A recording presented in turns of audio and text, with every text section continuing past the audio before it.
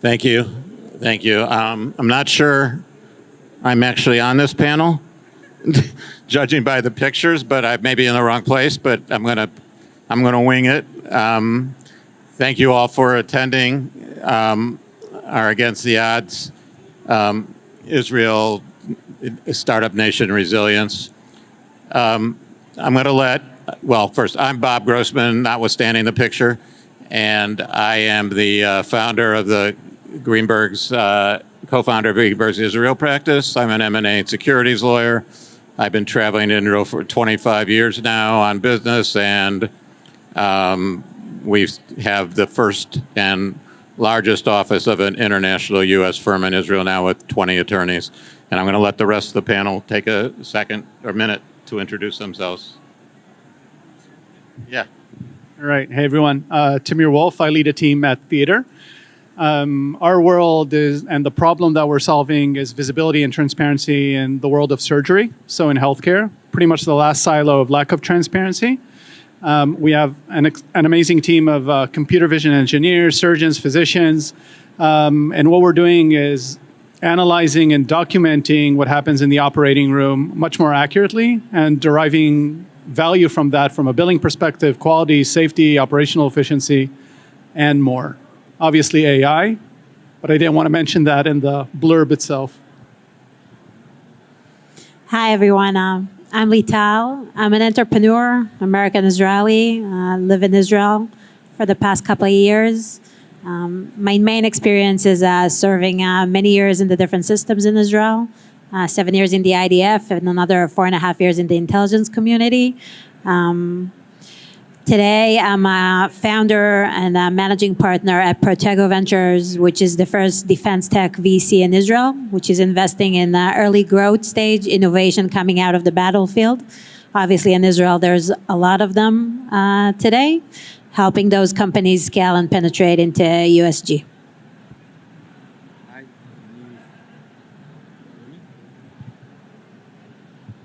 Hi, my name is Oded Hermoni. I'm a managing partner of J Ventures and J Impact. Those are two funds that are one of the most active foreign VC funds in Israel. We are based in Silicon Valley. We are investing as a capitalist kibbutz. So we have many LPs who are part of this fund. And happy to be here. Thanks. Hi, my name is Yair. I'm the founder and the CEO of Bria. We are doing something with AI. We started Bria 5 years ago, and we create a generative AI platform that respects copyright and privacy. So we build a platform where the data owner can be rewarded per contribution when we generate a new visual for them. So it's the Spotify model for Gen AI. For some reason I can't hear you either, but Can you hear us? Okay. can you Okay. hear 'em? We just don't hear ourselves. All right. Anyway, I'm actually very proud to be serving on a panel with these two company founders and VC founders who have been through what they've been through over the last year and a half. Can you hear me? Okay. Who have been through what they've been through over the last year and a half. Get really close to the mic. Why can you all start talking about your challenges and struggles that you've had over the last since October 7th, and why don't we start with you, Yair? So we started Bria in 2020. The seed investment was during the pandemic. The A round was on October 6, 11:30 at night. On October 7, the war started in Israel. And to be in this situation where all of your investors of seed A, most of them are foreign, Korea, Japan, America, it's a challenge. It's a challenge. I think that the investor not necessarily know what to expect in this extreme situation. You need to manage manpower, which some of them need to go to do some other task on a daily basis, even for a month. In and out from Israel is a challenge in this situation. But I think that what we learned during this time, or what we did, it was very important for us, and I think that was a common in the Israeli startup scene, is to show that we can deliver. No matter what, we deliver. We will meet our commitment to the clients, to the investor, to our partners. And for us, that was how we win this war, by the fact that we can commit to what we did. From the investor side, I think that what they learn is that the resilience of this startup is much higher, and even become much higher than it was before. At the end of the day, what you really need in startup is luck and resilience. And in that sense, I think that the Israeli ecosystem is much more resilient today than it used to be. I'm one of the investors in Bria, so it was this was a great example of resilience. But we saw it almost across the board. Not so much of the challenges, to be honest. We thought that there will be many challenges. There were no flights to Israel.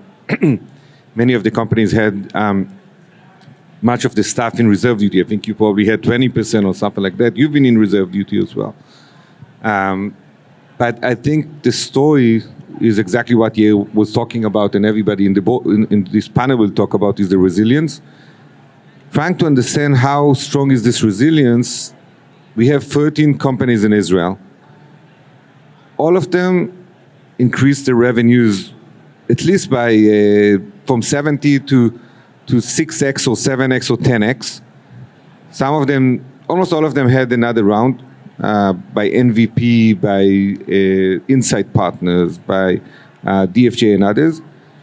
And what we also saw is, I always keep this story, one of our portfolio companies, who is also one of our investors, he landed in Israel on October 7th with his brother from South Africa. They understood there is a problem. They are both elite unit soldiers. They went down to fight in the kibbutzim, and for 4.5 months he was in reserve duty. During that time, his revenues grew from 4 to 9.5 million, and he raised 42 million from one of the top tier VCs. This is for me resilience, while 20% of his employees were in reserve duty. And how we explain it? And we asked our portfolio to explain it, and they said that the employees looked at themselves as part of the country. In Silicon Valley, where I live, employees looked at themselves as their own. And what we saw in the Israeli company is that they saw themselves part of a nation, part of a company, and then they looked at themselves first. I don't think in America any employee will start looking at himself in that way, not in the tech world, not in Silicon Valley. And this is why it was so strong.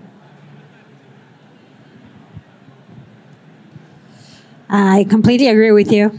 And I'll just add to me personally, I came back from the US to Israel on October 6th. I was deployed October 7th. In the morning, I was at 9 a.m. in the morning, I was already in the central war room. I'm an operational officer in the Gaza Strip Brigade. That's what I did in my active service, and that's what I do in reserve service for many years. This war seemed to be completely different in the upcoming week of the war. Like on October 7th, when I got there and I understood what was happening, it was very, very obvious that this is a whole different game from what we played in the previous wars and operations in this region. And with that, I think the entire Israeli ecosystem needed to adapt, be creative, and understand the new challenges that are coming out of the battlefield.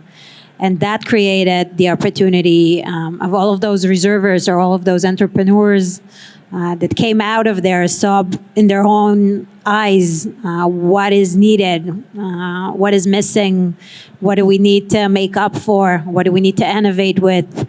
And with all of that, decided to move away from what maybe the Israeli startup nation central focused more fintech, cyber, agriculture, all the things that we were very known for in the past. I think defense tech became much more crucial in terms of resilience, in terms of creating this new solution to adapt the new challenges.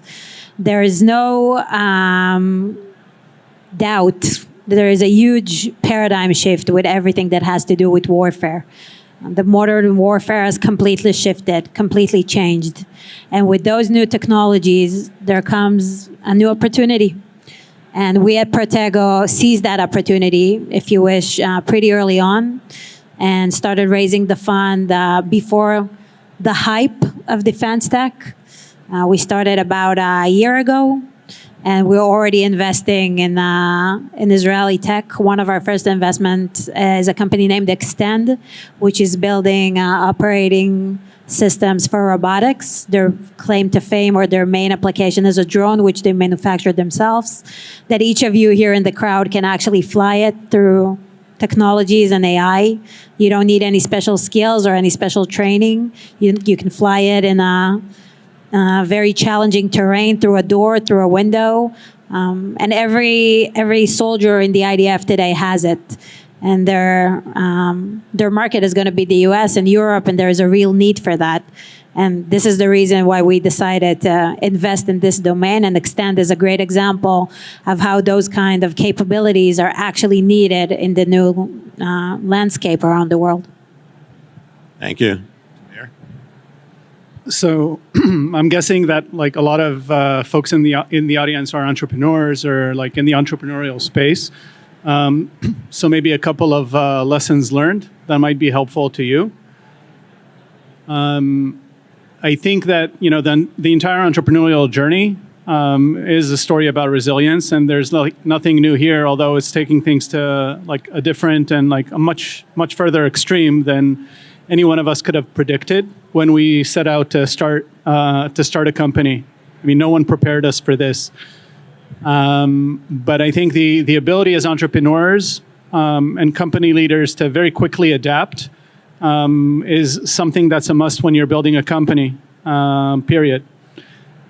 So that's one thing. The second point that I wanted to mention is around company culture, which defines everything that you do in a company and its success or lack thereof, especially at a time where things are so extreme, like during war. What we've built at Theater that I'm like proudest of, we have an amazing product, but like the real product, honestly, is the people that are part of the company. Since we started the company in 2018, we've had almost, I'd say, zero voluntary attrition from the team that we have in Israel. Everyone has stayed on the team even throughout this challenging time. So I think that's like super, super important. I would say that the challenges that we've had to tackle are, almost 50% of the company workforce being deployed. Luckily, we're in computer vision and AI, so a lot of them are geeks, and so not in harm's way. But it was very difficult from a company perspective to continue working and being productive. Why we succeeded, I believe, is because, and I've heard this from the team, is that for those who stayed behind, which had to take care of the families and the kids, being in the company at the office was actually something that they needed. It brought everyone together. And so honestly, as a CEO, from pandemic time till now, this was our most productive period. People like needed to be in the office, wanted to be with each other, wanted to spend time on doing something that's productive, that's helpful, that's meaningful to them. And so honestly, one of the most productive periods in our company life up until now. Maybe the last point that I'll say is that resilience is great, but also a part that's maybe somewhat humbling is that it has to come with like some vulnerability. And so what we've realized is that we need to support, the team. We've had psychological assistance, within the company for individuals that wanted to go through and to get that type of support that I'm not able to provide or I'm not able to give because I'm not a psychologist. But I think that was also something that was very helpful. Maybe it's helpful in times with less duress, but this was also one of the things that really helped us, push through this time. There are a lot of things I can talk about, like how my computer vision team aided the, intelligence units that they came from, or things that, other things that we did. But maybe these are a few lessons that, or things that we did that might be helpful to you out there as you consider your own path in what is hopefully a much more normal and sane environment of building a company, even though building a company, I guess, is never sane. Thank you. There are some other things you can talk about, like what you did at the beginning of the war, but you've all talked about your individual stories or the stories of your portfolio a little bit. Is there anything, and you talked about culture, which I tend to find to be the most important thing in any company, to be honest. But what about the culture of the country? Did that have any impact on what happened to you or to others, in your opinion? Question is what? Culture of the country, of Israel. How strong it is? Yeah. So I think the numbers speak for themselves. I think it's really surprising. I'm coming from Silicon Valley, and for many years, Silicon Valley was ahead of Israel in every aspect. What we've seen in the past year and a half, that Silicon Valley was after the bubble, post-bubble, and been hit quite badly in many aspects, layoffs and shutdowns and things like that. What we've seen in the Israeli tech is almost the opposite. In a way, Israel was always behind Silicon Valley in 6 months. Now it's ahead of Silicon Valley in 6 months. We saw numbers of, just last week we had 2 huge exits, one Wiz that was acquired by Google for $32 billion, and Next Insurance that was acquired for 2.6. We just need to understand that those are Israeli founders with teams in Israel, but unfortunately, those are not Israeli companies. Those are companies that are entities, US entities, which is the only thing that I'm afraid about is the brain drain and the companies that are leaving Israel in that sense. But the R&D centers in Israel, the innovation in Israel, the exits in Israel, the investments in Israel being back to 2019, basically much better than what we've seen in Silicon Valley and the rest of the world. Number of exits in cyber and AI and enterprise software, hopefully in defense tech, are very, very high. We have one of the examples of an AI platform. So those are things that I think Israel is very, very strong, and especially in the way to combine between deep tech, meaning engineer, healthcare, and things like that, and software. And this is what the world is going to, because this is where AI can't beat, the machine can't beat people that way. So this is where we can go. I think there is the culture of the company, and there's also a culture of a community, of the closed environment that you operate at.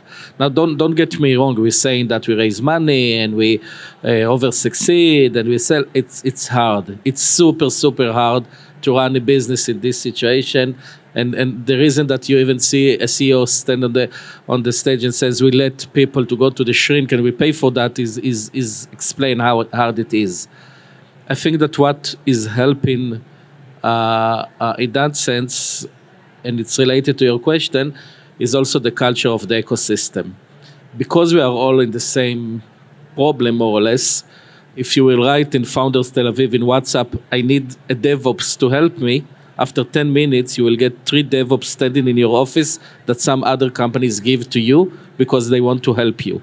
And if you need help from a different CEO that you never meet, you write, I want to speak with, and you will get an access to that. So this ecosystem, which I was surprised to discover that it's not. So I spoke with people from Europe and London, and I was surprised to discover that this is not the case in all of the places. This ecosystem even become harder. stronger, is a better word, stronger in the last 2 years. And I think that it's helped us a lot to survive this period of time. It's come to the place that the high-tech organization, which I don't even know what does it mean, a high-tech organization, start to create a flight to USA to help people in and out from the company, from the country.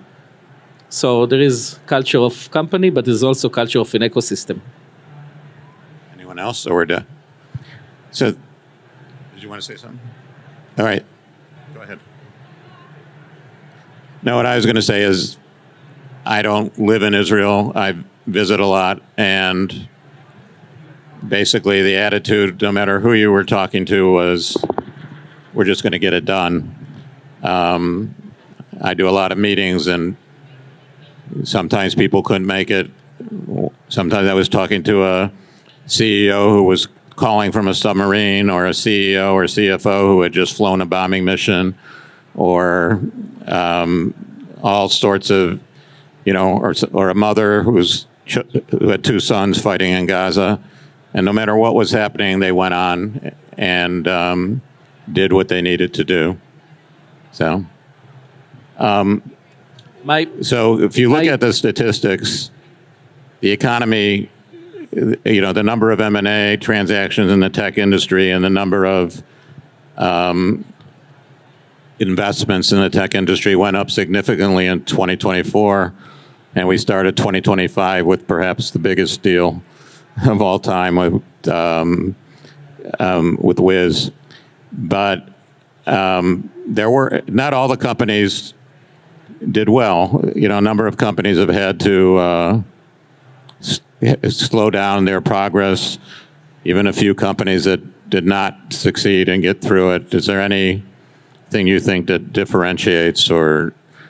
And we only have like 1 minute for 1 to 2 minutes for this, and then I want to talk about, if you can do it on the same call, at the same time, what you see going forward as the risks and benefits for Israeli companies at this point in time.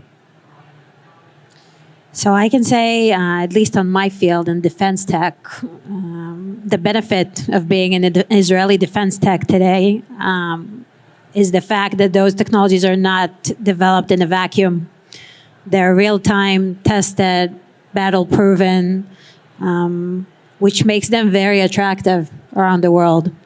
On the other hand, it doesn't make it easy to scale those kind of capabilities and technologies specifically into the global market, and more specifically into the US market.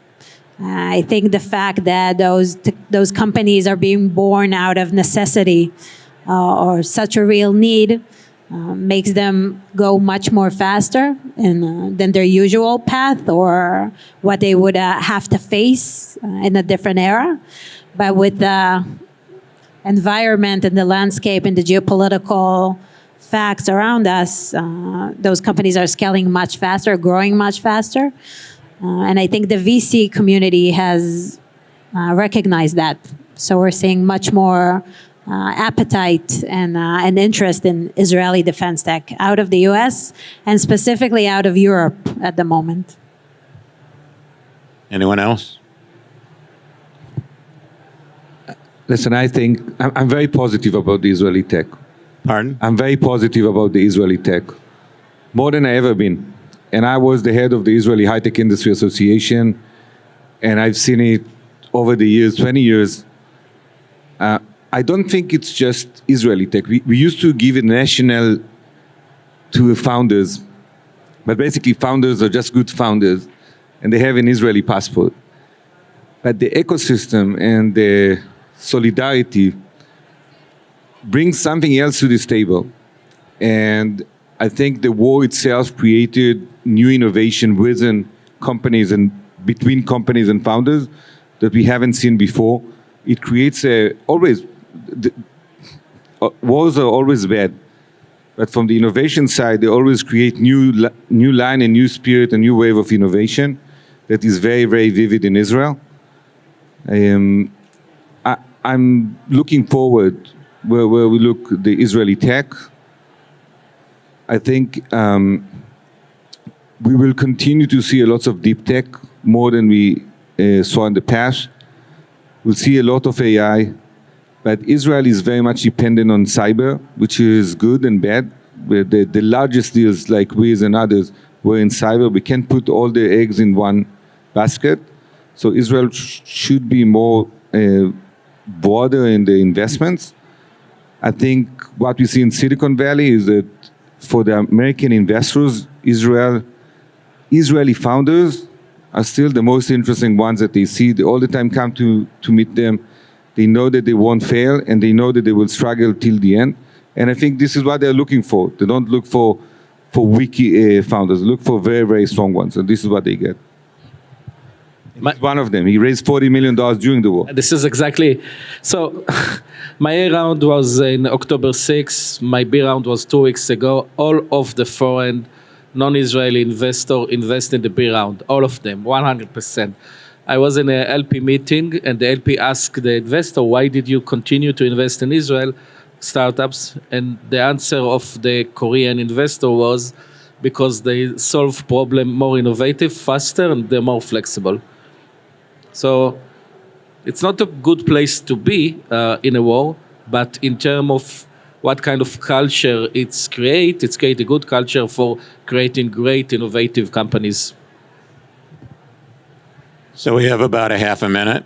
One thing you said to me, Oded, before the panel actually, was that in Israel, really what happened was most of the people, everyone was thinking beyond themselves. And I think that was one of the key things. The other thing I would like to say is when you look at companies that have had adversity or people that have gone through adversity, those are usually the best people or the best companies to because they've had that experience, especially when they've survived it, or in this case, even for some of them thrived during that time. So I'm very bullish, like you are, on Israeli companies and the Israeli people.